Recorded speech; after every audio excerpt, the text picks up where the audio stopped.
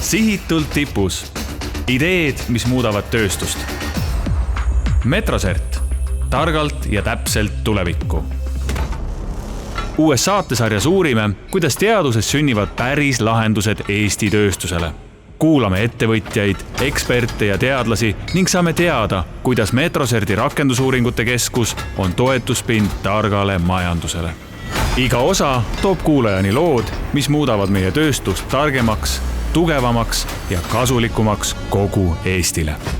Tere, head kuulajad, Sihitult tipus on taas teiega ning täna räägime me maagilistest kiipidest, mille kohta peamiselt kuuleb juttu sellest, et neid on puudu ja kuidas küll Euroopa neid tootma võiks hakata. Aga mis seis nendega on ja kuidas saab kohalik Metroserti rakendusuuringute keskus kiibitehnoloogias ka kohalikul tasandil abiks olla, sellest täna räägimegi. Ja meil on külas Metroserti kiibikeskuse programmijuht Andres Mellik, tervist! Tervist! Ettevõtlus ja innovatsiooni sihtasutuse projekti KIIP koordinaator Jaan Raik. Tere. Ja süvatehnoloogia ettevõtja Andi Hektor. Tervist. No, olete te nõus, et mis puudutab KIIPe, siis üldiselt on viimasel ajal jutt sellest, kuidas seis on kehv ja me peame leidma lahendusi, kuidas neid nüüd edukamalt tootma hakata. Nõus. Kiibikeskuse programmijuhina eriti. Ja jutt võib-olla ei ole ka ainult tootmises, aga kuidas neid paremini ja efektiivsemalt ka disainida ja sellega siis kohalikku tööstust erinevates valdkondades toetada. Ja ettevõtjana ma juhin alati tähelepanu sellele, et Eesti kõige suurem eksportiv sektor on elektroonika ja selles elektroonikas kiibid moodustavad ühe väikse, aga väga olulise osa. Ja kuna ta on nii-öelda siis suure lisandväärtusega osa, siis ma arvan, et Eestis me peame rõhuma selle peale, et see elektroonikatööstus, mis meil on, liiguks ka sinna järjest rohkem kiipide poole ja peame vaatama ka ringi, et kus need kiibid on siis, kus Eesti saab olla nii-öelda suurel pildil, sest sellised, ütleme, võib-olla kõige võimsamad kiibid, mida me siin arvutites näeme, seal Eestil on raske võistelda, aga kiibimaailm on väga lai, et meil on täiesti Eestis olemas koht, kus me saame olla tugevad. Nii, täiesti nõus teie mõlemiga ja tähendab, siin tulebki aru saada, et kui Andres rõhutas ka disaini ja Andi väärtusahelat, siis tegelikult kiibitööstus on väga suur väärtusahel ja ütleme, see väärtuslikum osa sellest ahelast on just nimelt disain. Et kui tavakuulaja näiteks teab mõndasi kiibi või elektroonikafirmasid, siis tuleb aru saada, et enamusel neist ei ole oma tehast, vaid see kiip tehakse nagu tellimustööna, kui ta on disainitud, siis näiteks mingis vabrikus Taiwanis, nii et sama mudelit peaks ka Eesti järgima. Kui rääkida sellest samast tootmisest, Euroopa Liidus on ka pidevalt ju räägitud sellest, kuidas meil on vaja rohkem seda siia tuua, kas üldiselt ikkagi võib öelda, et meie jaoks on praeguse peamine koht, kust üldse neid hankida Taiwan ja pärast seda tuleb tühja maad? Neid tehasid on muidugi mujal ka, et on Koreas seesama TSMC ehk maailma selline juhtiv kiibi tootmise ettevõtte on tegelikult juba rajanud tehasega osasse viimaste tehnoloogiate peale ja seal ka kiipide tootmine juba käib. Nii et neid kohti on nagu veel, lihtsalt Euroopas ei ole sellist nii-öelda TSMC-le võrdväärset analoogi hetkel olemas.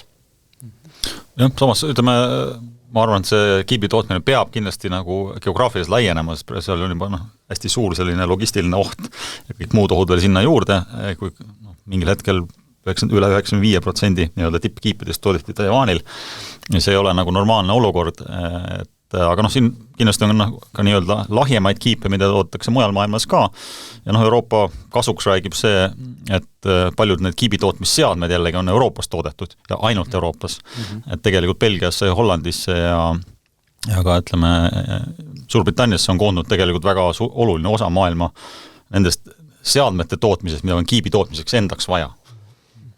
Meil oli siin juttu natukene, Andi mainisid ka seda, et meil ei ole võimalik võistelda siin tõesti väga suurte kiibitööstustega ja meil ei olegi võimalik teatud tüüpi kiipe toota, aga kui me nüüd mõtleme Metroserti rakendusuuringute keskuse peale, mille jaoks ellu kutsuti, kuhu siis võiks seda ressurssi aega panna, et mida meil oleks vaja? No Metroserti poole pealt rakendusuuringute keskuse osa on loodud siis erinevate valdkondade, põhimõtteliselt 5-6 sellist fookusvaldkonda.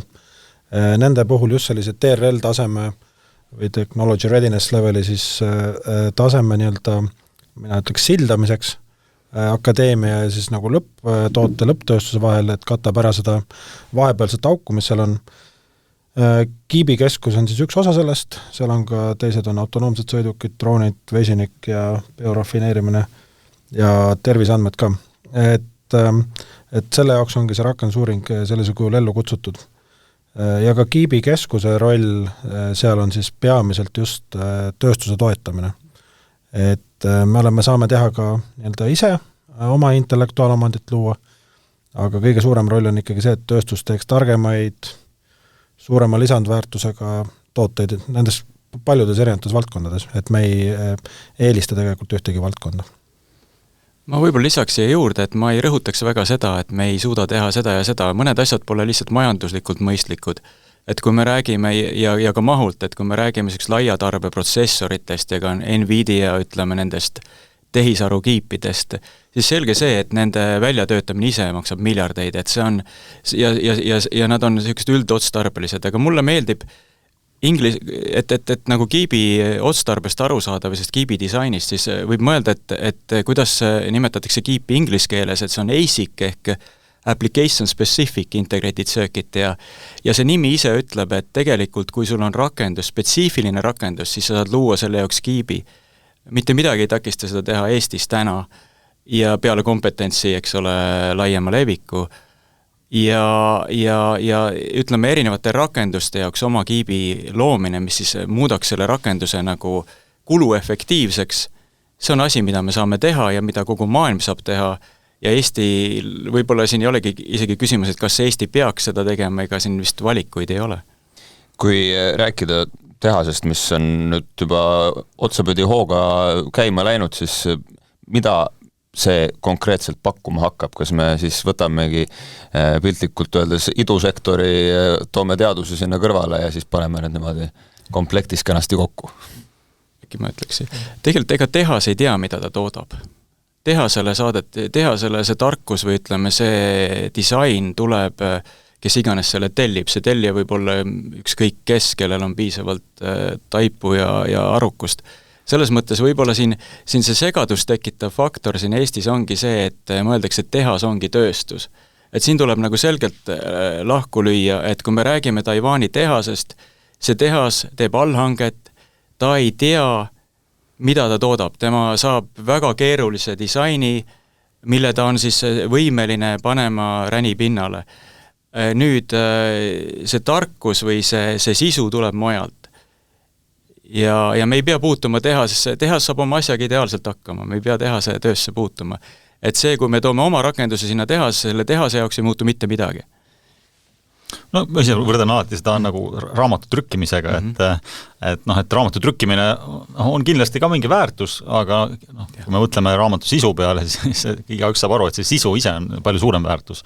Et samamoodi kiibitööstus, et kindlasti raamatu kiibi tegemine, see on omaette kunst, aga palju suurem väärtus luuakse ikkagi seda kiipi disainides. Ja ma olen ise olnud päris palju Cambridge'is, kus on üks Euroopa kõige suurim kiibitööstus või kiibi arendaja, vabandust, kes tegelikult ei tooda ise mitte midagi.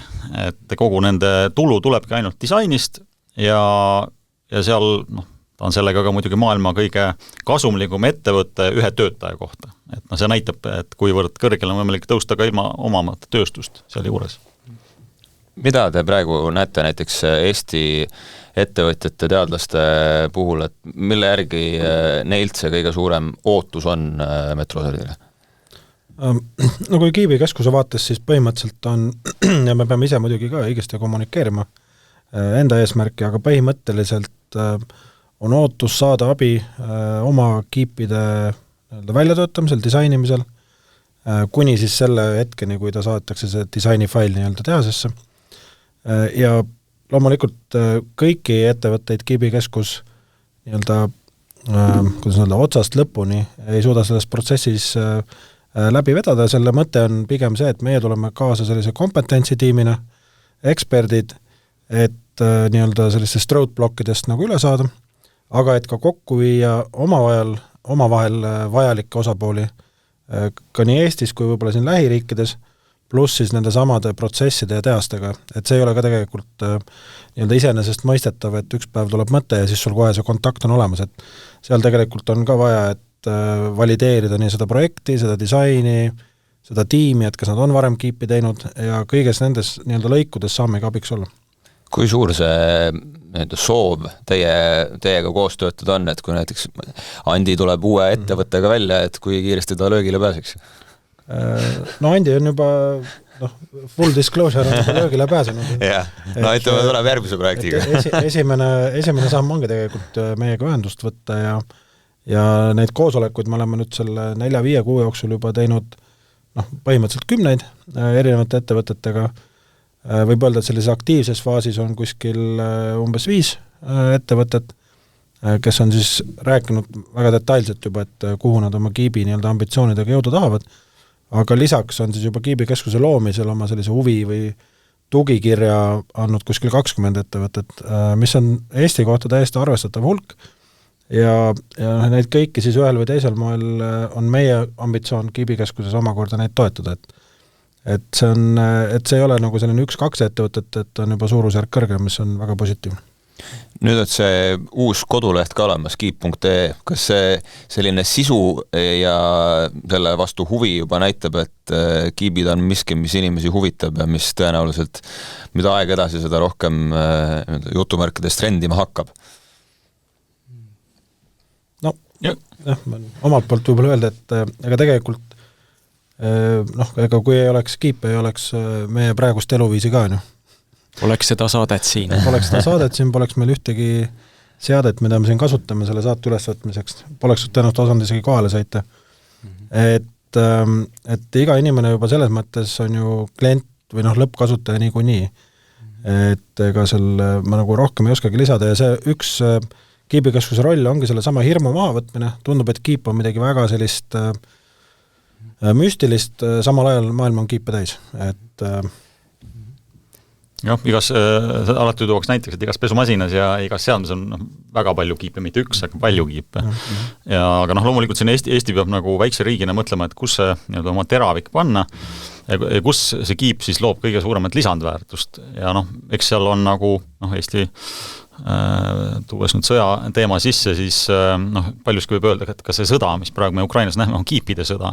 Et kes suudab teha kergemaid, kes suudab väiksemaid kiipe, kiiremaid kiipe, kes suudab tehisintellekti panna jooksma drooni peal, et kõik see on kiipides ja tegelikult sellised, ütleme, moodsad sõjad tõenäoliselt hakkavadki olema sellised natuke kiibisõjad, et see on üks koht kindlasti, kus Eesti saab oma kuna me paratamatult oleme siin eesliinil kaasa rääkida ja teine koht, mida ma ise näen ettevõtjana, on siis kõik kiibid, mis on seotud siis teatud tüüpi sensoritega, et need on spetsiifilised kiibid, nendel ei ole väga suur turg, aga nende lisandväärtus, mida ettevõtja saab luua sellise kiibiga on väga suur, sest need kiibid üldiselt maksavad palju ja nad aitavad selle toored andmed, mis sealt sensoritest tulevad, tõlkida sellisesse keelde, mis läheb kas otse arvutisse või väga kiirelt saab arvutisse minna ja mis on veel huvitavam võib-olla trend, eesti keeles ei olegi nime olemas, on siis nagu sellised ääre peal olevad kiibidest hästi lähedal serval.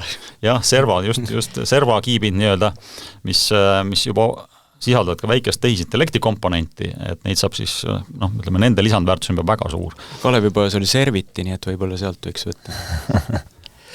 Ja ma lisaksin teile mõlemale veel omalt poolt juurde, et üks on puhas selline majanduslik ja tehnoloogiline, et ühesõnaga, kui me ehitame kiibi mingitest poest tellitud niinimetatud riiulikiipidest, siis siin on nagu mitu momenti, üks on see, et see tuleb suhteliselt kallis, sest iga komponendi eest sa maksad päris palju, seal on, eks ole, selle tootja intellektuaalomand sees, miks ta võib seda hinda küsida, teiseks ei tule see eriti efektiivne oma parameetrite poolest ja kolmas probleem, mis on võib-olla isegi suurem, on see, et kui sa võtad mingisuguse kolmanda tootja kiibi oma toote koosseisu, siis kes garanteerib, et aasta pärast see kiip on veel riiulil, üldiselt mitte keegi, kas see firma on üldse olemas, siin tekivad need tarneahela küsimused. Et selles mõttes see on päris suur risk ja ma tean päris paljudest nii-öelda nagu tehnoloogia ja süsteemifirmadest, kus süsteem on läinud selle taha, et on arendatud mingi toode, kus seda kiipi enam täna ei ole mis sa teed siis? Ja muidugi see kaitse aspekt ja võib-olla üks asi, mis Andi kommentaarile lisaks, et ka riistvara turve või selle kiibi turve, mis on üks ka kiibikeskuse teemadest, et see ei ole vähe oluline, eriti kui me räägime kaitsetehnikast, kui me räägime mingisugusest julgeoleku kompetentsidest, et see ei ole tänapäeval vähetähtis, ma ütleks viimase 10 aasta jooksul on see nagu domineeriv olnud küberturbe valdkonnas. Kuidas muide varem üldse käis Eesti puhul just näiteks ettevõtete enda kiipide testimine, arendamine, et kui nüüd on abiks ka Metrosert, siis ma usun, et kindlasti on mingisugune enda arendusvõime ka olemas, aga mismoodi see välja nägi või näeb lisaks siis sellele? No, ja ma oskan ettevõtjana kommenteerida nii-öelda väikeettevõtjana, sest kõik startupid on alguses väikeettevõtted, et ega see on raske, selles mõttes, et ega Eestis ja ütleme, väikeettevõttel ei saa olla sellist võimekust, vähemalt normaalsel väiksel ettevõttel, et ta ise disainib kiibi, et see on väga, see inimtööjõud on väga kallis, selle jaoks ei saa palgata eraldi inimest, kuna seal ei ole tavaliselt täiskohaga töötama jaoks kohe alguses. Ja teine hästi suur probleem on see, et kogu see tarkvara, mis on seotud nii-öelda kiipide disainimise, modelleerimisega, kõigega sellega, on ülikallis ja nõuab väga-väga kõrgeid teadmisi. Seega sellist välist abi on alati vaja ja ma ütlen ausalt, et enne seda, kui kiibikeskus tekkis, ega ei olnudki muud varianti, kui tihti mindi otsima välismaale lihtsalt seda abi. Ja see on juba tunduvalt kallim. Ja see on juba tunduvalt kallim, muidugi. Jah, et võib-olla kui suurusjärkudest rääkida, et ette kujutaks, et näiteks kui me räägime mikroelektroonikast, siis seda saab luua ka, ütleme, vaadates YouTube'i ja nii edasi, ütleme, mingid lihtsamaid rekonfigureeritavaid kiipe nagu FPGA-d ja selliseid disainereid on Eestis olemas. Aga kui me räägime päris kiipidest, oma kiibi loomisest, siis ütleme, ligipääs sellel kompetentsil ei ole nii lihtne, ütleme, et ülikoolis on see olemas, internetis üldiselt mitte.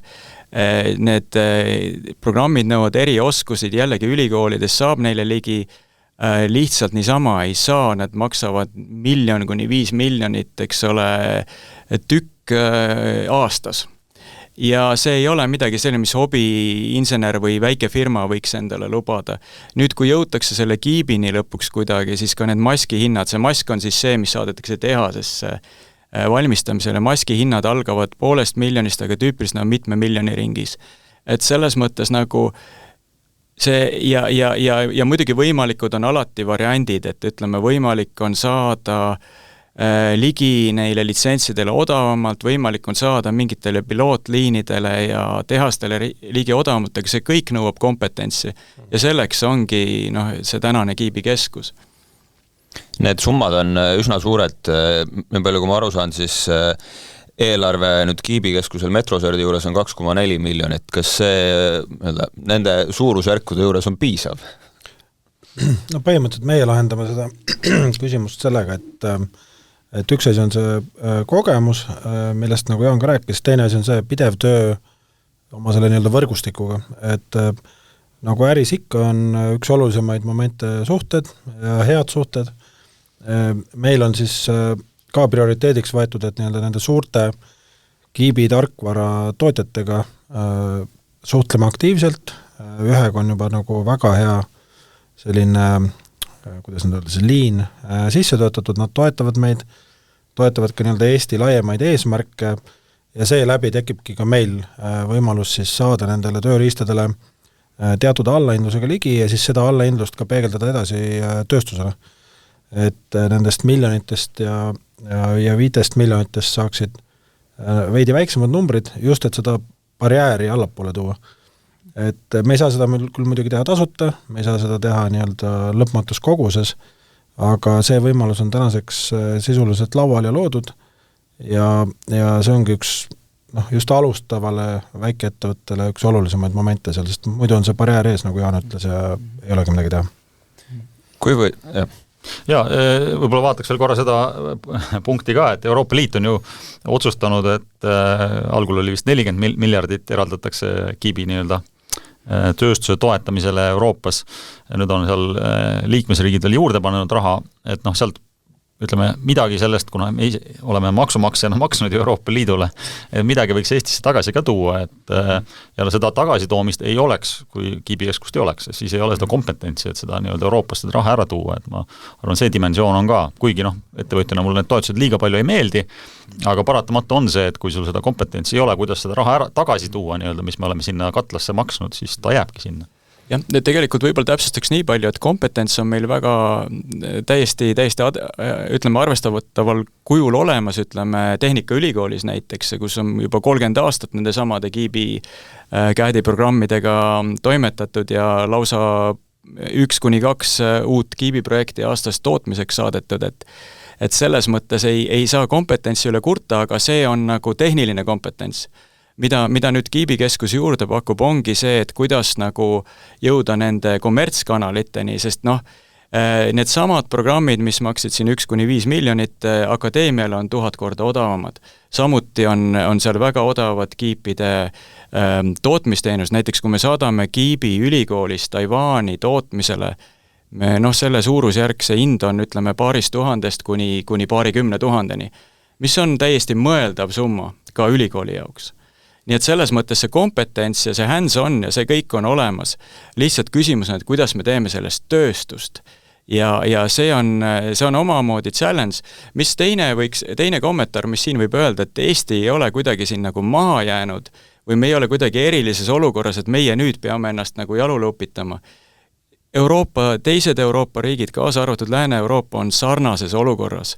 Et seal ei ole need asjad üldsegi palju paremad, et Euroopa on andnud oma positsiooni käest üldiselt ja Eesti ei ole kuidagi siin vähem kompetentne või rumalam, vaid pigem on see, et me tõuseme siit koos. Kui tihe see koostöö muide teiste Euroopa Liidu riikidega on? Kõige tihedam on ta lähiriikidega, ütleme Soome, Läti, Leedu. Aga sisuliselt on juba tekkinud nendest kiibikeskustest, mida hetkel on vist loodud 26, kokku tuleb neid 30 Euroopas, et peaaegu igas riigis 1 ja mõnes 2.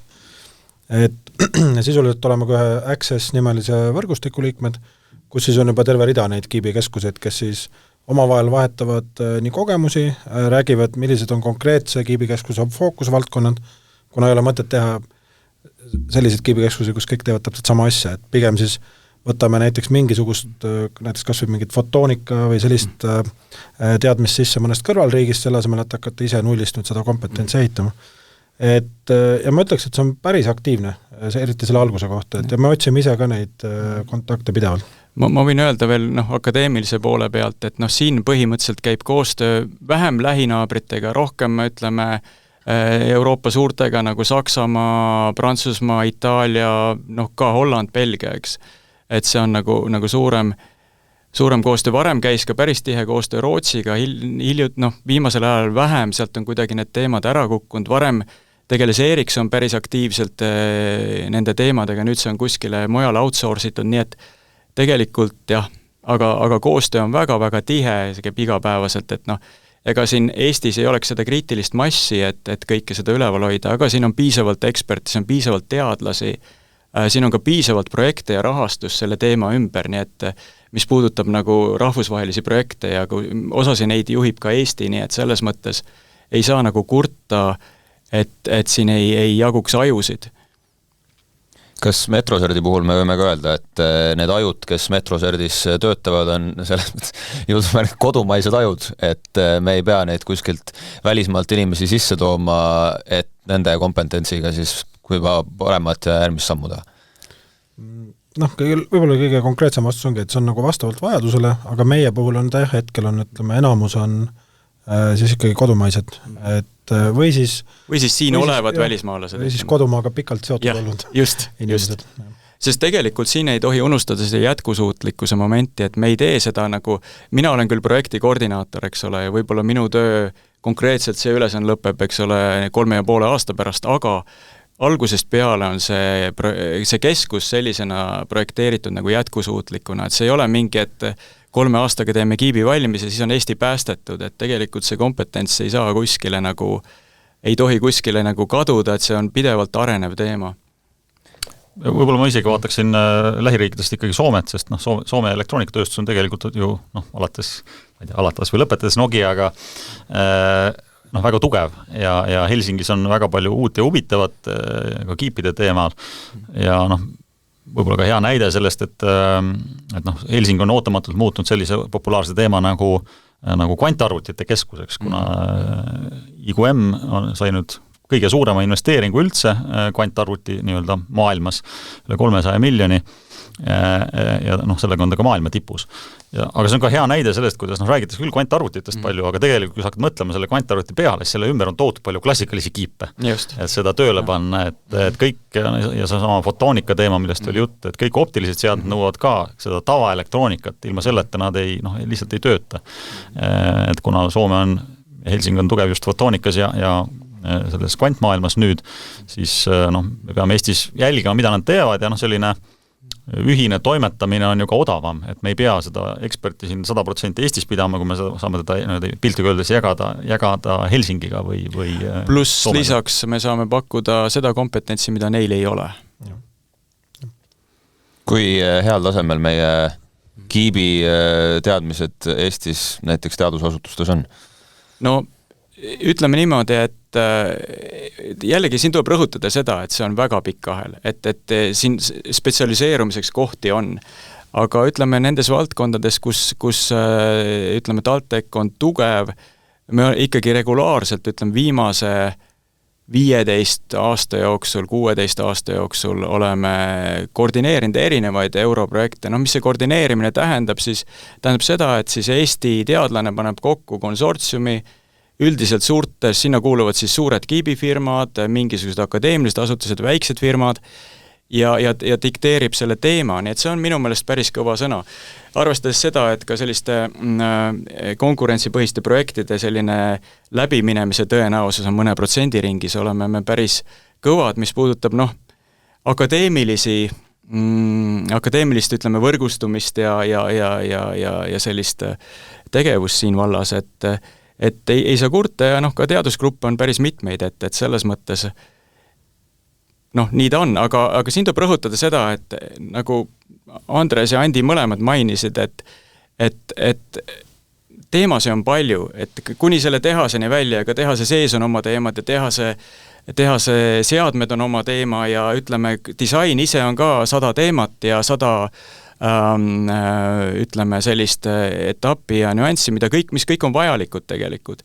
Ja siin Eesti, võib-olla kiibikeskuse kontekstis me olemegi välja toonud 3 sellist võtmeteemat, et üks on siis, ongi see küberturvalisus kiipidel, on ka siis, töökindlus või nimetatakse funktsionaalne ohutus, mis on siis vajalik, ma ei tea, autodes ja lennukites ja nii edasi ja siis kolmandaks on siis verifitseerimine ehk selle kiibi siis töö või selle, korrektsuse kontroll nii-öelda. Ja need on kõik sellised, võib öelda, et niši teemad, aga äärmiselt olulised selleks, et see kiip lõpuks töötaks ja toodetud saaks, ja loomulikult kõik teevad disaini ühel või teisel määral, et disaini osatakse meil ja ka mujale. Kui lihtne muide ettevõtjal varem oli teadlastega koostööd teha võrreldes siis praeguse ajaga, kus Metrosert on ka sellise ühe tuumikuna juures? Jah, mis juhtus Eestis, siin 10 aastat tagasi ja 5 aastat tagasi veel oli see, et tihti Eesti kohalikud ettevõtjad mõnikord ei teadnud, et Eestis üldse kiipidega tegeletakse. Ei osanud otsida ka või olid liiga laisad mõnikord ja sattusid kohe, läksidki esimese sammuna kohe, ma ei tea, Soome näiteks, Soomes asutus nagu VTT, ka mina oma eelmise ettevõttega GScan, austuseks kuidagi jäi see Eesti vahele ja pärast tagantjärgi avastasime, et Eestis saab ka ju tegelikult teha. Et selles mõttes kiibikeskus on selline hea võib-olla mida pannakse tähele ja nähakse, et sellega tegeletakse, et sinna ümber hakkab koonduma ka neid ettevõtteid siis paremini. See on üks pool ja teine on see, et akadeemilis maailmas on ikkagi inimestel oma eesmärgid ka, et nad ei ole lihtsalt teenuspakkuja, ülikool ei ole teenusepakkuja, kes iga hetk, kui ukse sisse lähed, pakub sulle kohvi ja nii-öelda viisakalt ütleb, et hakkame kohe tegema. Sest neil on omad projektid, asjad jooksevad, et kiibikeskus saab pakkuda siin sellist võib-olla kliendi sõbralikuma lähenemist ettevõtjale. nii et ei ole seda konkurentsi, et ülikool versus Metrosert, et üks teeb ühte asja, teine teeb teist asja. Ma olen näed, Eesti kontekstis me oleme, on meid liiga vähe ja koostöö on ainuke nii-öelda võimalik viis edasi. Et selles mõttes jah, et nii kas või kui rääkida esimesest inseneridest kuni selleni, et kuidas koolitada näiteks uusi kiibiinsenere siis, et see teadmine jõuab ka näiteks ülikooli osaliselt siis läbi kiibikeskuse klientide, see teavitus on oluline, kommunikatsioon on oluline, et ja kuigi see on Eesti kiibikeskus, siis tegelikult on meil kliente juba ka välisriikidest, kellega me reaalselt vaatame peale, täpsustame seda nii-öelda projekti skoopi, et me otseselt ei piira, et kõik, mis meid ennast edasi aitab, mis suudab meid suuremaks teha, seda kõike me igal juhul teeme. Kui palju praegu saab avada, et kellega Metrosert teeb koostööd ja mis need tuleviku suunad väljavaated siis võiksid olla, lisaks juba mainitud siin kaitsetööstusele ka? Põhimõtteliselt kaitsetööstusele lisaks on meil laual siis ongi sellist erinevat, ütleme, andmekogumist, kas siis nii-öelda fotoonika või muude osakeste maailmast, on meditsiinitehnoloogiat täiesti arvestataval määral, on nii-öelda autonoomseid sõidukeid, nende nii-öelda juhtimissüsteemid või ka nägemissüsteemid, on ka selliseid mingid muud väiksemaid sensoreid, jah. On ka keerulisi sensoreid nagu siin laua ääres, eks ole, et selles mõttes, et jah. Et jah, just kaitsetööstuse ettevõtte puhul tavaliselt ongi, et nimesid ei nimetata, aga igal juhul, et me oleme ka eesmärgiks võtnud, et kõik need edulood, mis vaikselt hakkavad tekkima ja tulema, et nendest me kindlasti kas või selles Keep.ee portaalis räägime, kui need ettevõtjad isegi seda vähegi ise seda soovivad. Nii et selles mõttes tasub jälgida seda kanalit kindlasti. See summa sai juba välja öeldud, et mis see 2,4 miljonit perspektiiv on, kus seda raha saab kasutada, mis selles mõttes see aeg siis võiks meile tuua, kuhu me võiksime selle ajaga jõuda, mis eesmärgid peaksid olema täidetud? No selle 2,4 miljoniga tegelikult ongi eesmärk kiibikeskus käima tõmmata, teha ta ka siis jätkusuutlikuks, iseseisvalt toimetavaks keskuseks ja siis näiteks see rahastus, mida nüüd ettevõtjad võiksid kasutada oma kiibi väljatöötamiseks, on siis väga palju erinevaid võimalusi, on näiteks meie sama see rakendusuuringute programm EISi kaudu, on EIC ehk siis Accelerator programm Euroopas, aga lisaks siis on tekkimas nii-öelda see CHIPS fund Euroopas, mis siis omakorda ikka väga arvestatavas mahus jagab samuti vahendeid selleks, et neid kiipe välja töötada ja seal on kümned ja kümned ettevõtted on tegelikult sealt juba saanud erinevatest programmidest, kõigil on sellised keerulised akronüümid, Horizon on kindlasti seal sees ja mitu sidekriipsu, aga põhimõtteliselt sealt kindlasti, ja me ise julgustame, me hakkame jagama neid väga täpseid neid rahastusvõimaluste nii-öelda tähtaegu ja linke ka, Andiga samamoodi, see koostöö käib ja neid on veel, et selle, ma usun, et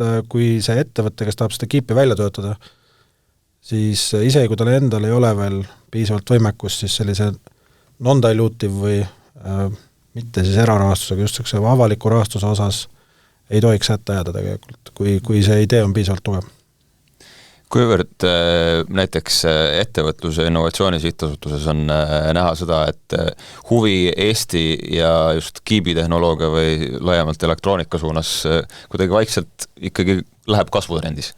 Ja kindlasti, et selles mõttes, et võib-olla ise ma nagu konstateerin, et kui 2 aastat tagasi, kui kuulutati välja see Kiibi kompetentsikeskuste programm, siis sellega umbes paralleelselt tegime just uurisime, et mitu firmat hetkel Eestis nagu on välja töötamas, me jõudsime 1 firmani. Siis ütleme aasta hiljem ümarlaual, kui me ikkagi tutvustasime seda taotlust, siis oli neid firmasid, kes ütlesid, jah, me tahame kiipi, oli 5.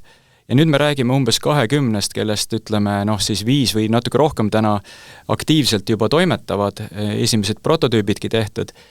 et siis see kasvutrend on olnud märkimisväärne ja ma ütleksin, et kuskil eelmise aasta, ütleme enne, kui see programmi tähtaeg nüüd kukkus eelmisel aastal, siis kuskil eelmise aasta, ütleme, teises pooles oli näha selline nagu nihe üldiselt nii ettevõtluses kui Eesti nagu ühiskonnas, et öeldi jah, et kui enne oli selline diskussioon, et kas ikka tasub ja kas me ei või seda asja sisse osta ja äkki see kuidagi, äkki see on kuidagi meile üle jõu käiv, siis kuskil seal toimus selline nihe või see kriitiline mass jõudis selleni, et ütleme, et nii ettevõtluse poolt kui ka siis ütleme riik võttis selle üheks prioriteediks. Ja tegelikult ma arvan, et Eesti oli siin võib-olla natuke ettevaatlikum kui mõned meie lähinaabrid, aga teisest küljest, see ongi võib-olla selline eestlaslik, rahulikult nagu kaaluti asi läbi, mõeldi ja siis tehti otsus ja tegelikult see otsus on nagu olnud selline üsna kindel. Kiibi teemast on saanud ka nüüd üks rakendusuuringute prioriteetvaldkond, ja muidugi see, mis on maailmas toimunud, ütleme, need julgeoleku olukord, et see on muidugi kõike seda ka võimendanud. Kuid lisaks ka Eesti madal konkurentsivõime, mis on olnud tükk aega probleemiks, et see on teine aspekt. Jah, ma tooks siia kõrvale kohe lauale ikkagi selle võib-olla natuke laiema teema ka, et kiibid on osa ikkagi elektroonikast ja kui me Eestis, ma jällegi vaatan avalikust pildis nii-öelda, siis kui aktiivsed on näiteks, meil on selline organisatsioon nagu ITL, see on siis Infotehnoloogia Liit ja kui me mõtleme elektroonikatööstust, kes on Eesti suurim eksportija, siis me ei näe seda elektroonikatööstust üldse pildil. Ja seal on omad ajaloolised põhjused, kuna see elektroonikatööstus Eestis on tihti omanikud on kuskil istuvad nii-öelda kaugel, kas Rootsis või Soomes või nii edasi, siis neile võib-olla ongi väiksem huvi seda lobitööd teha, aga samal ajal kui ei ole asja, milles ei oleks elektroonikat ja ei ole asju, milles ei oleks kiipe ja selles mõttes me peame nagu endal kuklas kogu aeg hoidma seda, et seda tööstusharu tuleb kindlasti nii-öelda lükata sinnapoole, et see lisandväärtus, mis seal toodetakse, kasvaks. Kui me mõtleme selle perspektiivi peale tulevikus ka, siis juba sai mainitud, et neid ettevõtteid on juba siin järjest juurde tulnud. Kas see on midagi näiteks, mille peale võib ka 5 aasta perspektiivis mõelda, et neid ettevõtteid on 20 asemel siin, kui samasuguse 4-5 kordse kasvuga minna, siis ongi 100 ja veel rohkem, kes Eestit siis uues valdkonnas meie jaoks justkui edule viivad? Numbritest rääkides võibki öelda näiteks, et Soome, mis on meist rahvaarvult äkki umbes 5 korda suurem, et neid kiibiga seotud või pooljuhttööstusega seotud ettevõtteid ongi umbes 100. Et mis mõnes mõttes klapib päris hästi meie selle 20 välja öeldud. Ja ma arvan, et see kvantiteet, et see ei ole nii oluline. See ei ole primaarne, jah. Et tegelikult oleks tõenäoliselt palju ägedam see, kui üks nendest 20, mitte üks, aga mitu neist teeksid kiibi, mis müüb näiteks seal 100 miljonit eurode eest ja nii edasi. Et pigem on eesmärk seal ja kvaliteetne kõrge lisandväärtusega vastab kõigile nendele küll niši, aga väga olulistele kriteeriumitele, mida Jaan rääkis, et see oleks meie puhul kindlasti selline ambitsioon ja see nii-öelda võit on ju, et siis on see Kiibi keskus ennast ka kindlasti tõestunud. Just, ja ma mõtlen seda, et need, näiteks kasvõi kui see tulemus oleks see, et need 20 firmat ja võib-olla mõni uus startup, nad jõuaksid reaalselt iseseisva Kiibi võimekuseni, kus neil Kiibi keskust enam vaja ei ole, siis oleks, ma arvan, selle Kiibi keskuse eesmärk täidetud, et täna on ikkagi see, et meil on need ligi paarkümmend või üle 20 huviliseks, aga ja me üritame aidata neid oma toodeteni ja intellektuaalomandini, aga kui neil see võimekus tekib, siis nad toimetavad omapäi, eks ole, ja võime toetada, eks ole, uusi tegijaid ja uusi firmasid, aga ma arvan see, et oluline on ka aru saada, et paljud neist firmadest on nagu oma tee täiesti alguses või mitte oma tee alguses, vaid selle, ütleme, teema alguses. Kuidas siis on, Andi, kas kirjeldatud tegevused on sinu järgmistes plaanides ja võid olla see esimene või nende esimeste seas, kes siis välja metroserdist edukalt tuleb? Loomulikult loodan, et minu viimane ettevõte on küll väga hiljuti alustanud, et meil läheb oma kiibini veel natuke aega, aga samal ajal võib-olla me oleme jällegi selles suhtes hea näide, et me kohe algusest peale teadsime, et me peame kunagi jõudma oma kiibini, sest see on nagu vajalik. Kui sa toodad mingit keerulist seadet sensoritega, siis kui sa tahad massitootmise jõuda, siis sa pead lõpuks selle kiipi omama tegelikult tänapäeval. Ja selles mõttes sa peadki selle oma strateegiasse sisse kirjutama ja samm-sammult sinna minema, et eks me kombineerime ka oma ettevõttes siis nii-öelda avaliku raha ja eraraha, aga me oleme kindlasti nagu broneerinud sellise raja, et me jõuaks sinna, ühe aastaga sinna ei jõua, see ei ole põhimõtteliselt kiibimaailmas võimalik nii kiiresti, aga ütleme, mida ma näen kõrvalt on huvitav, et see kiirus, millega üks startup, riistvara startup kasvab, on enam-vähem nii kiire, kui sa teed ühte kiibidisaini. Et selles mõttes on seal hea kooskõla. Lõpetuseks võib siis konstateerida, et kiibid on ka Eestis tulevik ja ei pea kartma seda, et Eesti ja Euroopa Liit nüüd on jäädavalt näiteks Aasia riikides maha jäänud. Kindlasti ja võib-olla veel nagu nii-öelda korraks minevikku vaadates, et kuskil 15 aastat tagasi oli veel meil täiesti arvestatav kiibi disainimine Eestis ka olemas. Päris mitme firma näol tegelikult. Mitme firma näol, mida me nüüd siis nii-öelda uuesti ellu aratame ja kiip on Eestis disainitud muuhulgas ka näiteks Apple'ile, et mida paljud ei tea kindlasti.